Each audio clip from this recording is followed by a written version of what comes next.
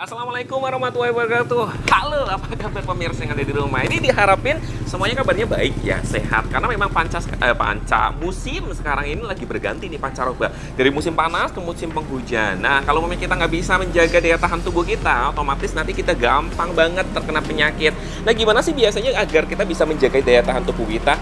Hal-hal yang penting untuk menjaga daya tubuh kita adalah kita dapat mengkonsumsi minuman dan juga makanan yang baik gitu. Contohnya makanan atau minuman tersebut tidak terkandung bakteri yang berbahaya gitu kan ya, karena makanan atau minuman kan otomatis akan masuk ke dalam pencernaan kita pemirsa. Nah, ngomongin tentang bakteri kemudian juga minuman yang mengandung bakteri tidak baik, otomatis kan harus diuji teskan secara laboratorium pemirsa. Nah, ada sangkut pautnya nih untuk episode kali ini, karena kita akan membahas tentang mengenal lebih dekat Labkesda Kota Pekalongan. Labkesda itu sebenarnya kepanjangan dari apa sih? Pasti buat pemirsa yang ada di rumah juga kayaknya ada beberapa yang belum familiar gitu ya. Makanya untuk episode kali ini nanti kita bakal bahas secara tuntas sebenarnya Labkesda di Kota Pekalongan itu melayani apa saja sih, kemudian bagaimana kita cara mengajukan sampel labs gitu kan ya untuk dapat diperiksa di Labkesda Kota Pekalongan ini. So, nanti kita bakal tanya juga nih masyarakat Kota Pekalongan, sudah paham belum? Dan yang paling penting adalah nanti kita juga bakal dijelaskan secara detail bersama dengan narasumber yang sudah berkompeten di bidangnya.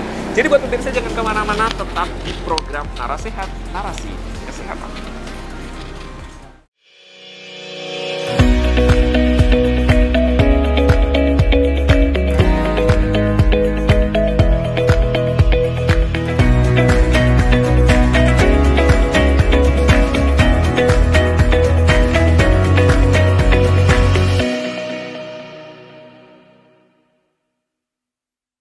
Oke, pemirsa yang ada di rumah, coba kita untuk mendekat sama Mas yang di sini. Mas, gak waktunya sebentar nggak apa-apa ya?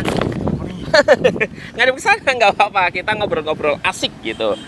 Masih muter-muter kasihan. Nah, ada di sini Mas. Oke, thank you, sorry gak waktunya. Mas dengan Mas siapa Mas? Ihsan. Mas Ihsan, pakai Tarore nggak? Tarore. Ihsan Tarore Indonesian Idol. Lu ada TV nggak sih? Enggak, apa namanya Ihsan aja. Muhammad Ihsan. Oh, Muhammad Ihsan ya. Berarti ini itu ya, apa tuh namanya, Pak Lurah ya? Lurah Panjang Wetan ya? Bukan, cuma Lurah Panjang Wetan namanya Pak Ihsan. Oh, enggak tahu, bukan asli sini soalnya. Oh, bukan asli sini. Oh, dari Jogja ya. Oh, dari Jogja. Ngapain di sini Mas Ihsan kalau boleh tahu? Baru ini apa namanya? Nyelesain Landing. Tugas. Oh, nyelesain tugas. Oh, kuliah di sini. Bukan, tugas dari pondok. Oh, tugas dari pondok di sini. Pondoknya di Jawa Timur, kemudian dapat penempatannya tugas di sini. Oh, kayak KKN gitu kali ya? Ya. Oke, Mas Ihsan, kita lagi ngebahas tentang Labkesda. Apa itu Labkesda? Ini mau tanya Mas Ihsan. Mas Ihsan tahu nggak Labkesda itu apa? Nggak tahu, kepanjangannya aja deh, nggak usah pengertiannya. Laporan apa gitu ya? Laporan kemanusiaan yang adil dan beradab. Wah, nggak tahu. Nggak tahu aku. Tak dilaporin ke ketua yayasan pondok pesantrennya. Labkesda asing ya? Asing banget soalnya. Asing ya. Kalau laboratorium untuk apa tuh namanya kesehatan kayak gitu tahu? Tahu. Biasanya Mas Ihsan yang tahu laboratorium kesehatan itu memeriksakan tentang apa saja sih Mas Ihsan gitu? Darah ya? Darah, kemudian ya kayak hati, perasaan, jiwa dan raga. Curhat ya? Kayaknya perasaan enggak perasaan.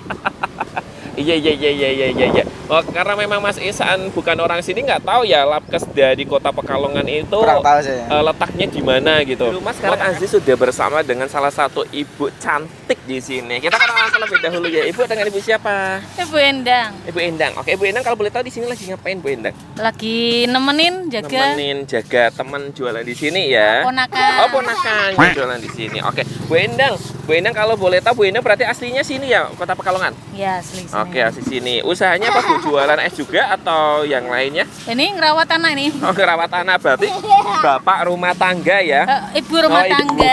Iya, kirain udah diganti bapak rumah tangga. Bu, kita lagi ngebahas tentang Labkesda. Ibu pernah dengar nggak kata-kata ataupun kepanjangan dari Labkesda itu apa sih gitu? Apa ya? Ngelap itu. Ngelap. Terus Kesehatan. Daerah. Berarti ngelap kesehatan. Ini semakin ngawur ya pemirsa ya. Labkesda itu kepanjangan dari laboratorium Kesehatan Daerah. Nah, kalau di Kota Pekalongan berarti Laboratorium Kesehatan Daerah Kota Pekalongan. Ibu tahu nggak letaknya ataupun tempat Labkesda itu di Kota Pekalongan menurut Ibu di mana? Apa di Dinas Kesehatan, apa di Puskesmas, atau mungkin di bawah jembatan Kaliloji? Menurut Ibu, sepengetahuan Ibu. Kalau lab banyak ya. Kalau lab itu banyak. Banyak. Terus kalau Labkesda? Labkesda itu biasanya di mana ya? Di mana? Setaunya Ibu aja, setaunya Aduh. Ibu. Di belakang, ikutin Asis begitu Asis. Labkesda, ikutin Asis. Sambil itu dong, sambil apa? Lihat kamera. Labkesda terletak di belakang Masjid Al-Ikhlas. Bohong.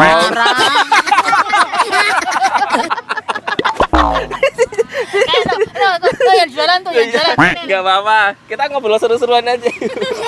Ini kalau orang nggak tahu jadi gampang dibodohin ya Bu ya.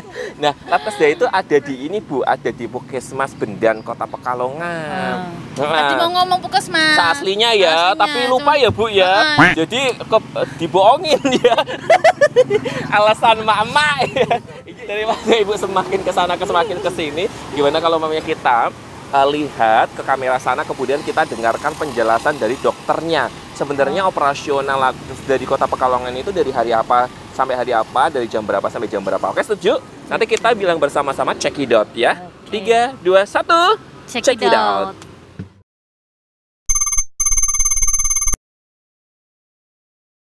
Jadi Labkesda singkatannya tadi kan Laboratorium Kesehatan Daerah Kota Pekalongan ya. Jadi Labkesda itu merupakan unsur teknis pelaksana dari Dinas Kesehatan Kota Pekalongan yang melakukan kegiatan sebagai laboratorium, yaitu melakukan pengujian atau pengukuran terhadap bahan yang berasal dari manusia dan non-manusia untuk mendiagnosis suatu penyakit, kemudian untuk menentukan penyebab penyakit, kondisi penyakit dan faktor yang berpengaruh terhadap penyakit, baik itu untuk perorangan maupun untuk masyarakat. Jadi tadi kan menguji bahan manusia dan non-manusia ya. Jadi kami itu sebagai laboratorium, selain laboratorium kesehatan masyarakat, juga sebagai laboratorium klinik. Jadi kalau laboratorium kesehatan masyarakat itu lebih dikenal dengan laboratorium lingkungan ya, untuk pengujian sampel air, sampel makanan kayak gitu. Nah, posisinya sama seperti Puskesmas, jadi salah satu UPT ya, unit pelaksana teknis Dinas Kesehatan. Namun kami sebagai laboratorium itu lebih tinggi tingkatannya dari Puskesmas, jadi kita merupakan rujukan dari laboratorium Puskesmas.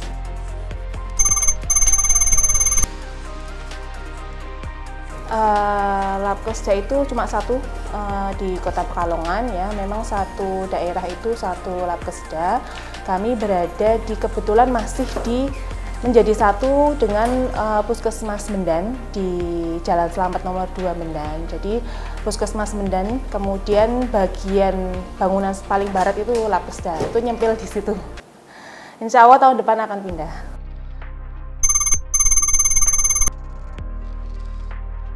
Jadi Labkesda Kota Pekalongan ini sebenarnya sudah lama ya, sebagai laboratorium air itu di bawah Dinas Kesehatan, itu sudah sejak lama. Namun berdiri sebagai UPTD, unit pelaksana teknis Dinas Kesehatan itu per 1 Oktober tahun 2021 secara definitif. Sebelumnya itu masih sebagai UPTD berdasarkan SK Wali Kota nomor 30 tahun 2020, itu masih transisi ya, belum definitif. Nah, kemudian setelah keluar izin operasional pada tanggal 5 Mei 2021, kemudian saya dipindah tugaskan menjadi kepala UPTD dan staf-staf yang lain. Alhamdulillah terbentuk Labkesda Kota Pekalongan pada tanggal 1 Oktober 2021.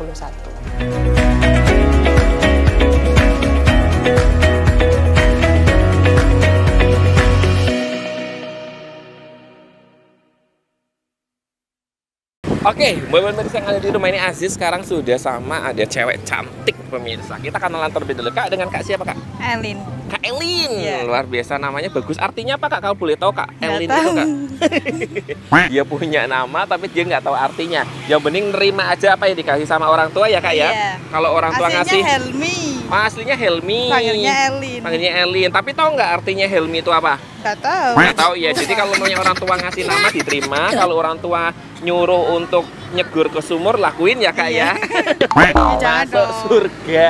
Oke Kak Elin, Ki Aziz lagi ngebahas tentang Labkesda. Kak Elin tahu nggak kepanjangan dari Labkesda? Nggak tahu. Nggak tahu ya. Coba setaunya kakak aja, coba dicari tahu. Labkesda. Menurut Kak Elin apa? Lab. Meja kok. Lab meja. Kemudian kes apa menurut? Labkesda. Kesehatan kok. Kes kesehatan. Da. Menurut Kak Elin? Nggak tahu dap. Da. Coba cari tahu. Da. Da itu berarti dagangan. Dagangan. Berarti tadi disambung lab meja, Meja, kesehatan, kesehatan. dagangan. Kakaknya nggak ada. Semuanya gokil.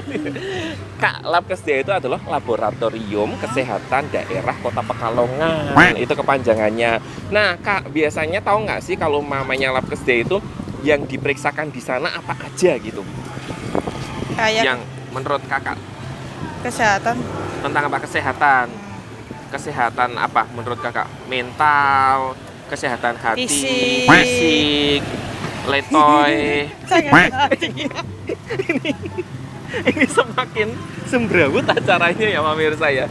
Oke, Aziz kasih tahu ya Kak ya, Iya. biasanya kalau Labkesda itu membuka pelayanan yaitu untuk memeriksakan hasil dari pemeriksaan seperti air, kemudian es batu, jadi zat-zat yang terdapat di dalam mineral gitu ya. Apakah bagus dan layak apa tidak untuk dikonsumsi.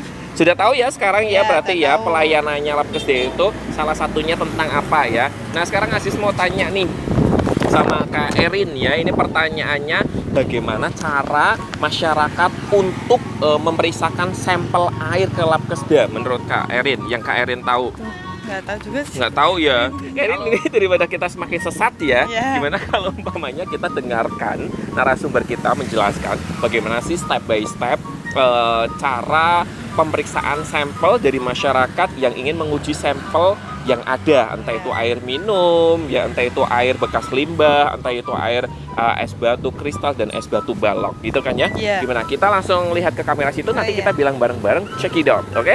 3, 2, 1, check it out.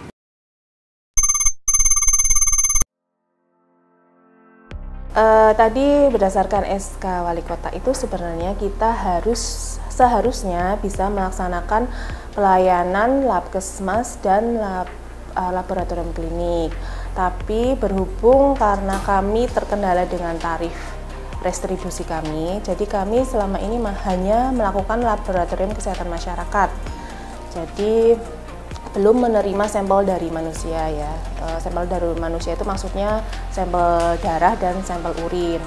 Nah, sebagai laboratorium kesehatan masyarakat itu kami melakukan pelayanan yaitu pemeriksaan air.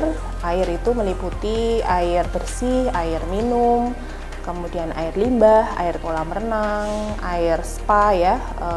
Kemudian juga selain itu pemeriksaan makanan dan minuman, kemudian pemeriksaan udara dan pemeriksaan kebersihan. Nah, kalau pemeriksaan air itu saya jelaskan satu-satu ya. Untuk pemeriksaan air bersih misalnya itu kami menerima sampel dari air bersih dari perkantoran, kemudian dari hotel, dari Fasyankes ya, fasilitas pelayanan kesehatan ya, seperti rumah sakit, puskesmas, kemudian dari klinik ya. Karena air bersih ini memang menjadi salah satu SPM dari Dinas Kesehatan ya. Jadi Dinas Kesehatan itu wajib untuk melakukan pengawasan air ya, guna agar memenuhi standar kesehatan ya. Jadi air bersih itu layak untuk kita gunakan. Jadi setiap perkantoran, kemudian setiap fasiankes, kemudian setiap hotel yang menyediakan air bersih itu harus memeriksakan airnya ke laboratorium kesehatan daerah apakah memenuhi syarat atau tidak untuk dipakai sebagai air bersih. Itu untuk air bersih.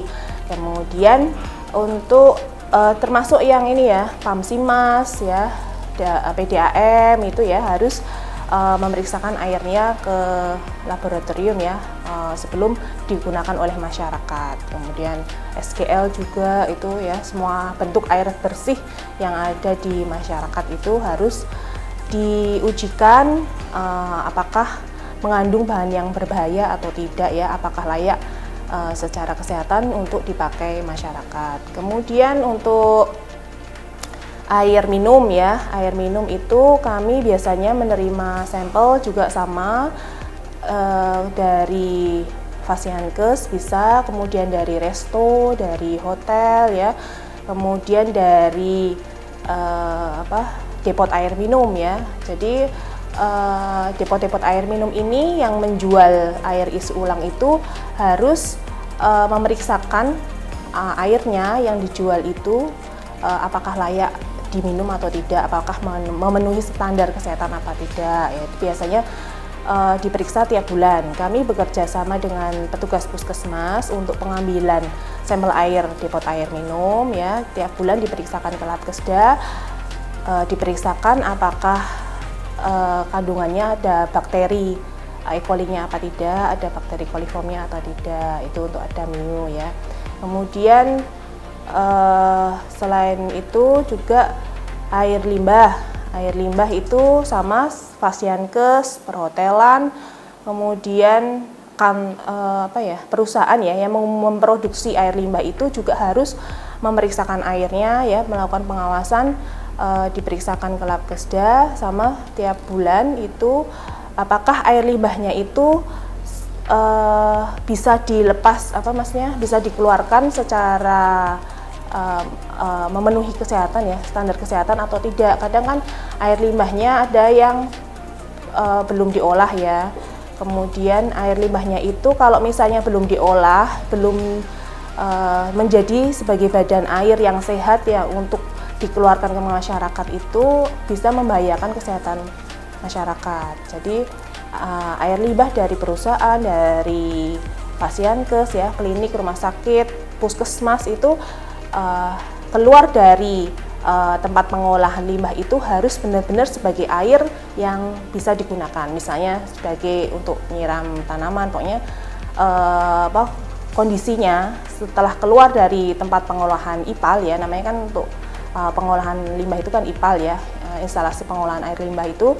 Kalau keluar dari situ itu dia harus sebagai air yang sudah bersih dan bisa digunakan untuk masyarakat, jadi tidak mencemari lingkungan. Itu setiap bulannya kita ada pengawasan ya, juga bekerja sama dengan puskesmas dan dinas lingkungan hidup agar air limbahnya itu tidak mencemari lingkungan. Itu tadi air limbah. Kemudian selain air juga kita periksa es juga, es balok, es kristal itu ya, kita melakukan pemeriksaan ya.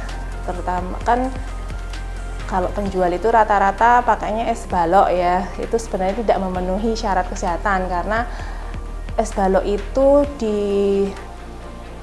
diproduksi itu untuk pengawetan ikan, bukan sebagai es konsumsi ya.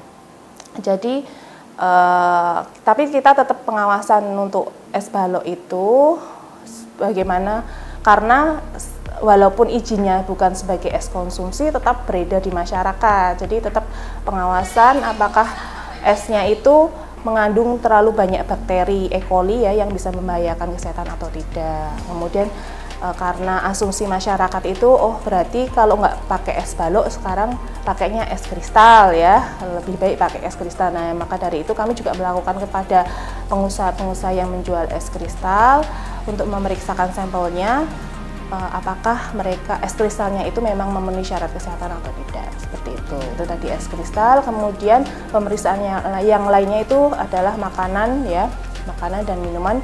Ini lebih ke pengusaha-pengusaha yang mau melakukan perizinan PIRT ya, PIRT, kemudian SHS, SLS ya. Jadi makanan yang mereka jual itu apakah mengandung bahan tambahan pangan yang berbahaya atau tidak, itu harus ada pembuktian ya, pengujiannya dan diperiksakan ke Labkesda. Jadi yang punya UMKM ya, yang punya produk-produk makanan, minuman itu biasanya sebelum lolos untuk perizinan itu diperiksakan dulu ke Labkesda ya, apakah memenuhi syarat produk ya secara bakteri dan secara kimia atau tidak. Kemudian setelah makanan itu kita memeriksa juga untuk pemeriksaan udara. Pemeriksaan udara ini bisa meliputi pemeriksaan bakteri di udara, kemudian kemudian partikel udara, kemudian suhu, tingkat kebisingan, cahaya ya. Biasanya ini dilakukan oleh Fasiankes juga ya, dari rumah sakit ya, terutama untuk perizinan apakah misalnya di ruangan operasi itu apakah bakterinya melebihi ambang batas atau tidak, kemudian setelah disteril apakah alatnya berfungsi atau tidak, itu tugasnya Labkesda untuk melakukan pemeriksaan. Kemudian untuk perkantoran juga bisa, jadi misalnya untuk ingin tahu nih kantornya itu gimana sih, apakah kondisinya sudah sesuai secara cahaya, secara partikel udara, partikel debu yang ada di kantor tersebut ya, apakah sudah sesuai untuk dihuni oleh manusia atau tidak, itu juga bisa diperiksakan di Labkesda gitu.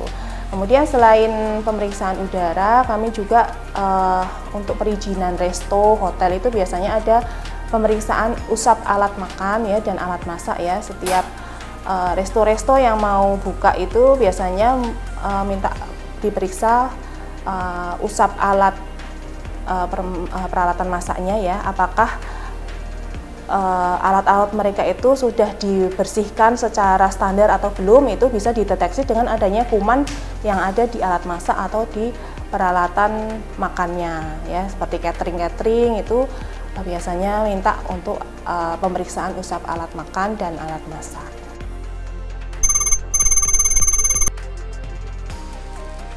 Jadi karena kami sebagai laboratorium untuk memeriksakan yang berhubungan dengan kesehatan manusia, kita perlu menjaga mutu ya, mutu di laboratorium sendiri.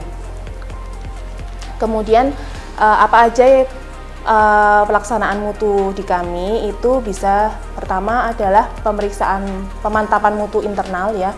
Kami melakukan peningkatan mutu sendiri ya melalui uji kontrol, quality control. Jadi sebelum pemeriksaan kami melakukan kontrol apakah peralatan kami bisa berfungsi dengan baik. Kemudian untuk laboratoriumnya sebelum, kemudian saat dan setelah pemeriksaan laboratorium itu apakah pemeriksaannya sesuai ya, itu sudah ada kontrolnya. Jadi kita selalu melaksanakan quality control untuk pemeriksaan yang kita lakukan. Kemudian selain pemantapan mutu internal, kita juga melaksanakan pemantapan mutu eksternal. Maksudnya itu pemeriksaan yang kita lakukan itu juga diuji oleh laboratorium yang lain yang sudah terkualifikasi, yang lebih tinggi tingkatannya ya, seperti Balai Besar Laboratorium, BPLK, dan Balabkes atau Balai Laboratorium Kesehatan yang ada di provinsi. Jadi sampel yang kita periksa itu sama-sama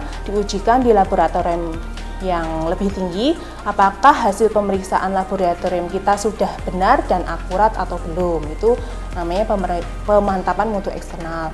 Selain itu kita juga melakukan audit internal sendiri ya, untuk mutu Labkesda. Kemudian kita juga melakukan audit eksternal, yaitu melalui proses akreditasi.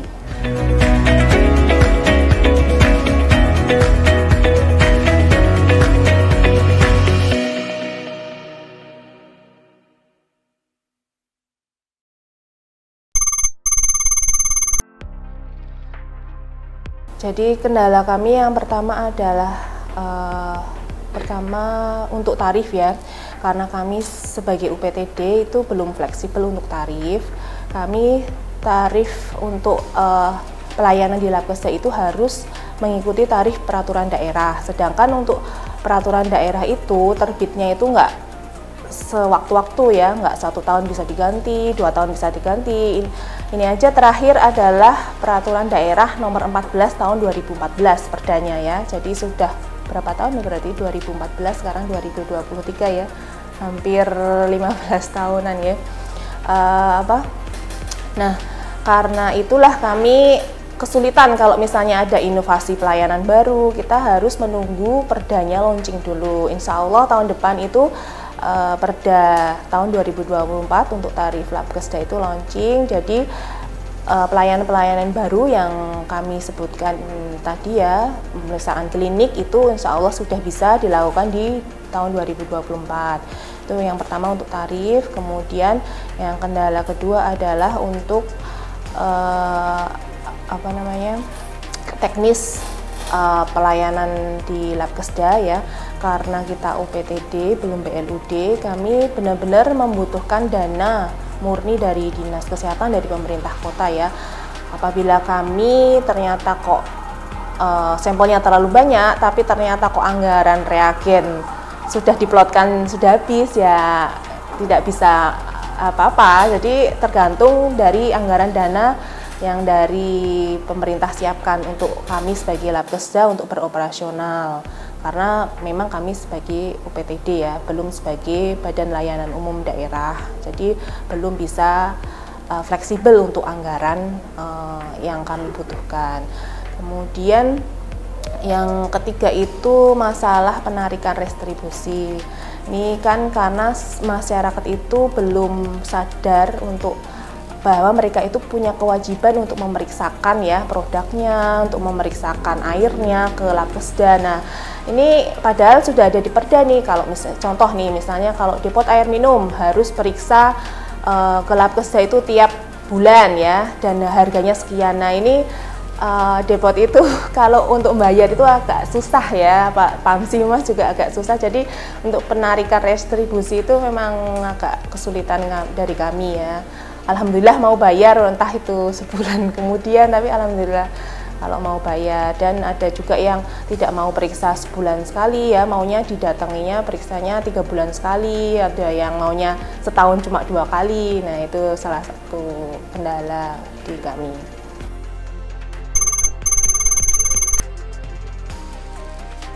Jadi kami buka 5 hari kerja dari Senin sampai Jumat. Kalau untuk hari Senin sampai Kamis, kami dari jam 7.45 sampai dengan jam 14 ya, jam 2 siang itu membuka penerimaan sampel. Tapi kalau misalnya untuk konsultasi dan pengambilan hasil lab itu Senin sampai Kamis bisa sampai jam 3 sore.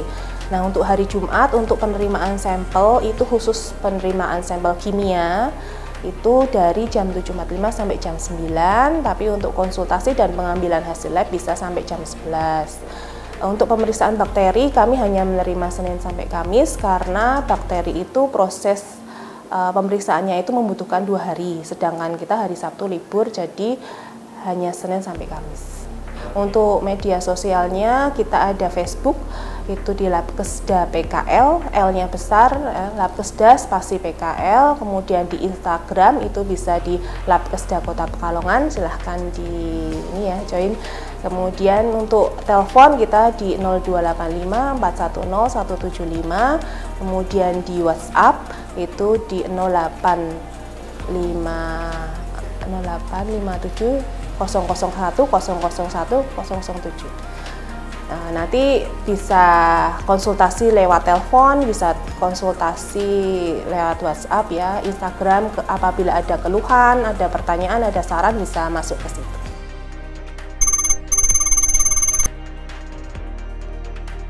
Jadi kalau untuk sampel air minum, air bersih, air limbah, kita pertama harus membawa KTP ya. Kalau nggak ada KTP, yang penting ada NIK-nya, kemudian nomor HP ya, nomor HP yang untuk dicantumkan apabila hasil sudah jadi kita bisa hubungi. Kemudian kalau untuk air itu untuk pemeriksaan kimia itu kita butuh 1,5 liter air. Kemudian untuk pemeriksaan bakteri kita butuh 250 ml air. Tapi untuk pemeriksaan bakteri ini harus dengan botol steril dari Labkesda. Jadi pelanggan itu datang dulu ke Labkesda untuk minta botol steril, kemudian bisa memeriksakan airnya itu keesokan harinya. Kemudian untuk makanan kita kira-kira 100 gram ya untuk makanan, atau untuk makanan yang cair itu 100 ml ya minimal, karena nanti sampelnya itu ditimbang, itu merupakan berat minimal yang bisa diperiksa ya. Kemudian kalau untuk pemeriksaan makanan yang sudah diolah itu setelah pengolahan itu harus dikemas di tempat yang steril, terus hari itu juga langsung diperiksakan ke Labkesda.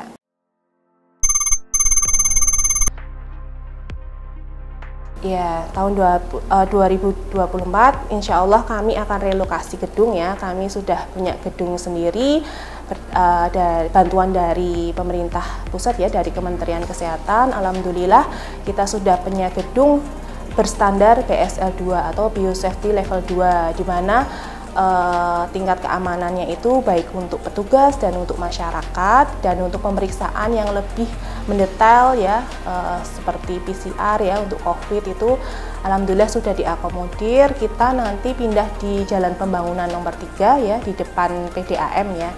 Di situ kemudian dengan adanya laboratorium yang baru juga, ada perda yang baru juga launching tahun 2024, nanti kita akan membuka pemeriksaan klinik ya, pemeriksaan MCU ya, medical check up, kemudian pemeriksaan narkotika, pemeriksaan kesehatan ya, untuk misalnya kalau mau masuk perguruan tinggi, untuk masuk ke instansi kan harus ada pemeriksaan kesehatannya, itu kita melayani.